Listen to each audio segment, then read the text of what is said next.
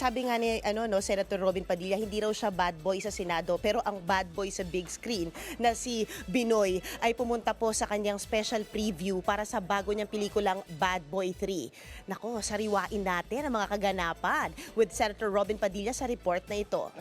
Pumasok yung Little Marines, ay sinama ni Senator Pia Cayetano, Yan ang maaksyong eksena sa Senado matapos magtulakan sina Senator Robin Padilla at DILG Secretary John Vic Remulla kahapon.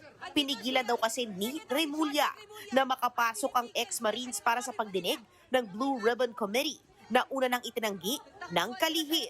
Pero matapos ang komosyon sa Senado, dito naman dumiretso si Binoy sa special preview sa Quezon City para sa kanyang upcoming movie na Bad Boy 3. Full force ang pamilya ni Robin, maging ang misis na si Mariel Rodriguez na unfazed sa mga pinagdadaanan ng mister sa politika. Ano lang yun eh. Politika lang naman yun lahat. Hindi naman nakaligtas sa showbiz questions si Robin. Sino raw bad boy, minority, majority? Wow! Wala naman. Hindi, ang sagot ko dyan, democracy. Ito po ay democracy.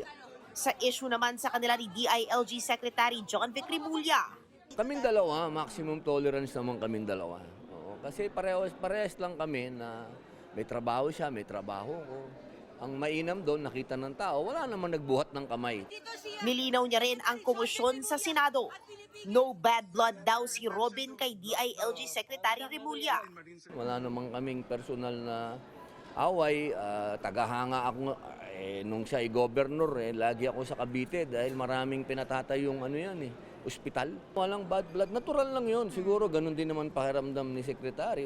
Ganun talaga. Meron siyang pinaglalaban. Meron din akong pinaglalaban. Ang importante, walang nagbuhat ng kamay.